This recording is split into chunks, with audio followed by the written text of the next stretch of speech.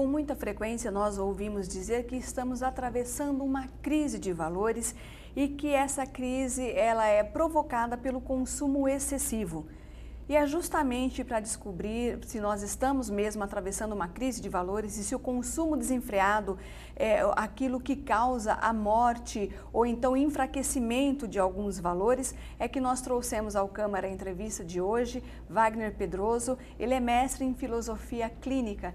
Wagner, muito obrigada por ter vindo. E eu pergunto para você o seguinte: nós estamos realmente atravessando uma crise de valores? E se você for me responder que sim, eu quero que você me diga o que é que indica isso? Como é que a gente percebe que nós estamos numa crise de valores? Nós estamos numa mudança de época, né, Vera? Uma mudança de época, isso a gente percebe em vários setores. Desde a economia, da política, das relações sociais. Então, a mudança que nós estamos vendo. Claro que toda mudança, ela tende a criar alguns desconfortos. Hoje eu dizia, uma crise de valores. Que valores? Se nós olharmos, por exemplo, os valores familiares. A família está em crise, os valores da família estão em crise. Mas nós temos que analisar que a família está em mudança. Hoje eu não posso mais falar de um único modelo familiar. Aquele modelo nuclear, da mãe educadora, do pai provedor. O pai que traz para dentro do lar a sustentação, mesmo porque hoje existem outros paradigmas, outros modelos, em que a mulher trabalha fora para não só na questão de ajudar na sustentação do lar, mas para uma própria realização pessoal. A mulher trabalha porque ela, enquanto cidadã, enquanto ser humano, também busca a sua realização. E aí se configura novas realidades. Aí eu pergunto, quem educa então? Mesmo porque nós temos famílias hoje estruturadas de forma diferente. Completamente. Famílias com 2 pais, famílias com 2 mães. Famílias, pode dizer, famílias em que existem a chamada guarda compartilhada. Eu diria, guarda compartilhada do ponto de vista jurídico, eu diria, porque a educação dos filhos hoje não compete somente à mulher como no passado, compete ao casal. E a gente diz, quem educa essa criança? Muitas vezes a criança passa a maior parte do seu dia numa instituição de ensino, seja numa creche ou numa escola pública ou privada. Então a gente pergunta, quem que é responsável pela educação? Quem é que vai transmitir esses valores? E aí muitas vezes as instituições cobram da família, mas que família? Como que aí se estabelece aquilo que hoje está se falando de crise de valores. Realmente existem valores que estão sendo transformados e outros estão sendo deixados de lado. Eu digo, isso é confuso? É confuso, sim. A sociedade está num processo de mudança. Claro que nós vivemos hoje, alguns filósofos já trabalham essa visão, né? O francês Gilles Lipovetsky, que é professor da Universidade de Grenoble, na França, algumas obras dele já foram traduzidas no Brasil. Né? Ele diz que nós vivemos realmente uma cultura do hiperconsumo. Nós realmente, o homem, o ser humano, a pessoa humana, nunca consumiu tanto como hoje. Então nós temos, além desse alto consumo, a variedade para se consumir. Quer um exemplo muito prático? Entra num supermercado. Veja que para um único produto existem várias opções. Então, é o consumo. O consumo está aí, sem dúvida nenhuma. Nós vivemos numa sociedade de alto consumo. Nós consumimos energia, nós consumimos alimento, nós consumimos tempo. Essa é a tônica. É a tônica. Sim. Agora, é culpa de que isto? É o capitalismo? Hoje nós vivemos também num capitalismo transformado. Mesmo porque nós não podemos negar, né, Wagner, o progresso do capitalismo. Embora muita gente diga que é um progresso que custou caro, né, que custa caro, sim, mas a gente não pode negar o lado bom também do capitalismo. Eu digo, até a tecnologia. A gente vai dizer, herança. O capitalismo ele é fruto de toda uma revolução científica e tecnológica. Desde lá do primeiro mecanismo, da invenção da roda já é uma técnica, até chegarmos aí à grande tecnologia da modernidade que deu origem a todo esse desenvolvimento do capitalismo. Então nós não podemos negar hoje, ninguém quer hoje voltar, o exemplo, a iluminar a sua moradia com uma lamparina, uma vela. Não, impensável. Pergunta para uma dona de casa, aquela que está ouvindo nosso programa, se ela está disposta a lavar roupa novamente na beira do rio.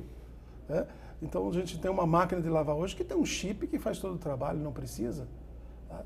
É muito romântico, às vezes as pessoas dizem, é tão gostosa a comida feita no fogão a lenha.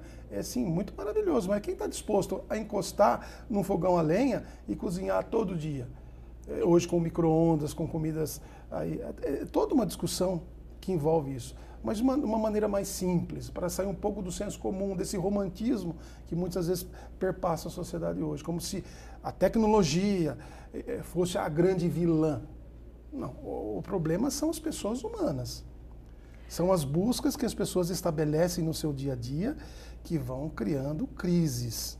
Você disse que alguns valores, sim, estão mudando e às vezes até de uma forma que a gente não considera boa. Você podia citar algum valor que está se transformando e que você acredita que não seja bom essa transformação para a sociedade? Eu acredito que o relativismo com que se trata a vida humana, dentro do sistema que nós vemos, e nós percebemos isso em coisas muito pontuais.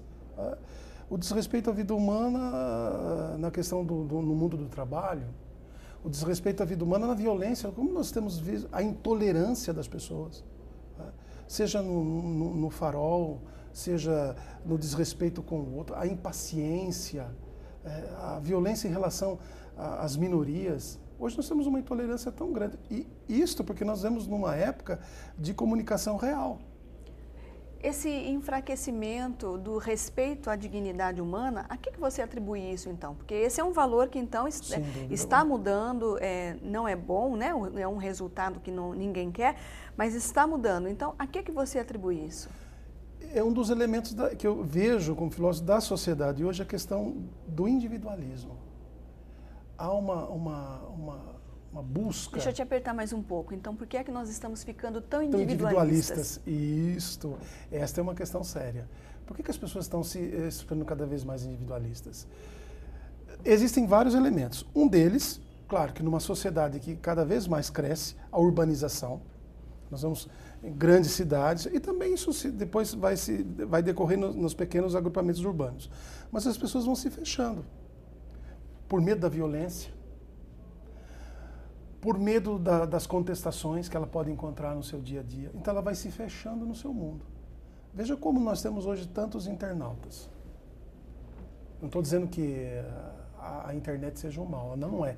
Ela é um elemento. Mas parece que a gente evita o contato físico com a internet. Sim, ela é virtual. Essa conversa aqui, olhando nos olhos, né? Virtual. Esse contato físico. E as pessoas vão se fechando nesse mundo. Você olha esse individualismo na relação familiar, por exemplo. A gente diz, a família tem... Por quê? Há buscas, as pessoas têm buscas, eu volto a essa questão. As pessoas têm buscas, elas estão muito preocupadas com a felicidade dela. Ela quer ser feliz agora, e não importa como. Então, muitas vezes nesse vazio em que ela se encontra, desse individualismo, aí vem a questão do consumismo. Ela vai consumir. Eu fico feliz se eu comprar, se eu tiver. Isto. É aquela questão, comprar, por que não comprar? Se comprar me traz felicidade. Isso é um elemento. Eu estou dizendo, isso é negativo ou positivo? Vamos ver a estrutura da situação. Não pelo simples fato de consumir seja algo que vem sublimar um vazio existencial. Não é isto. Mas há elementos que estão nos mostrando isso, numa grande grama aí na sociedade. As pessoas compram desenfreadamente. Veja pela internet, os programas de venda online são objetos assim que as pessoas compram que ficam lá encalhados, vamos fazer uma brincadeira, um separador elétrico de clara de gema. Como é que eu consegui viver até hoje sem um aparelhinho desse? Então as pessoas acabam consumindo porque acham interessante, porque é bom consumir, ou porque outros consomem, tem isso também. O ícone de consumismo.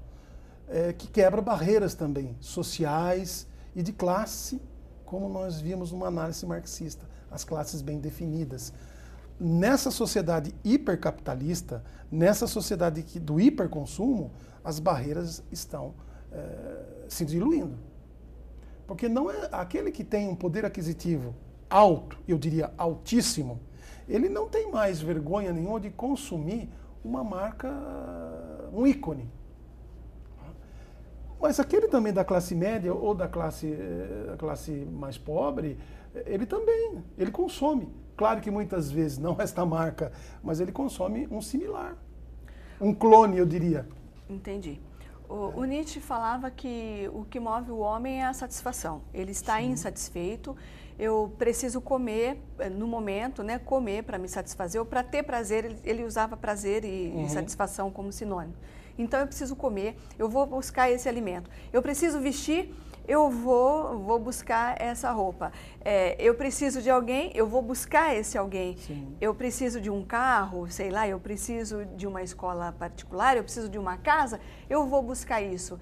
É isso que nos move, então, essa busca, eu diria que até é uma exigência da natureza, essa busca da nossa satisfação é que é o nosso maior problema. A gente não consegue administrar essa necessidade de satisfação que a gente tem? Sem dúvida alguma. Nós temos visto, mesmo dentro da filosofia, grandes filósofos têm, principalmente a linha francesa, vem trabalhando esta questão do consumo enquanto satisfação. Sem dúvida alguma. O problema são os limites desse consumo. A nossa capacidade de lidar com a nossa satisfação, Isto. até onde ela for positiva. A gente não tem definido essa linha. Não.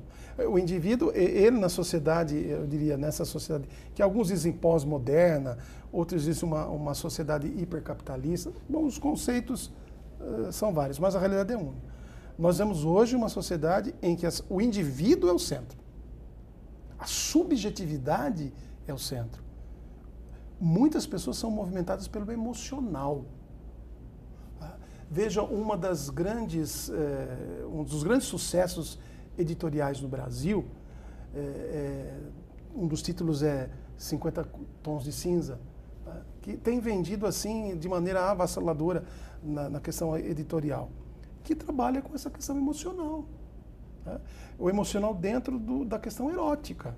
As pessoas têm uma necessidade grande emocional. Isso é negativo ou positivo? Não é esta a questão. Nós estamos mapeando isso. As pessoas têm necessidade dessa realidade.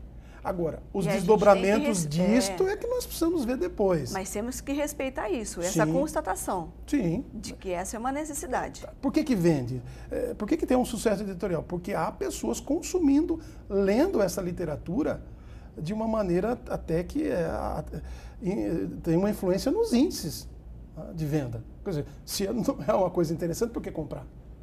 Então, a gente tem visto isso, tem toda uma polêmica em relação a isso, entre o pessoal que trabalha com psicologia, com autoajuda, e até no campo da justiça. Uma juíza do Rio de Janeiro mandou recolher todas as edições, porque, no seu entender, é um material que teria que vir lacrado, porque assim prescreve o código lá de defesa da infância e da adolescência. Mas é uma questão pontual, que aqui não é uma questão. O que eu quero ressaltar é que o emocional é muito forte. E não pode ser desprezado. Não, de forma alguma. Até o presente momento, na filosofia... Vamos falar mais um pouquinho desse emocional depois do intervalo? Vamos. Vamos. O Câmara Entrevista faz uma pausa, a gente vai para o intervalo rapidinho, daqui a pouquinho a gente continua conversando. Até mais.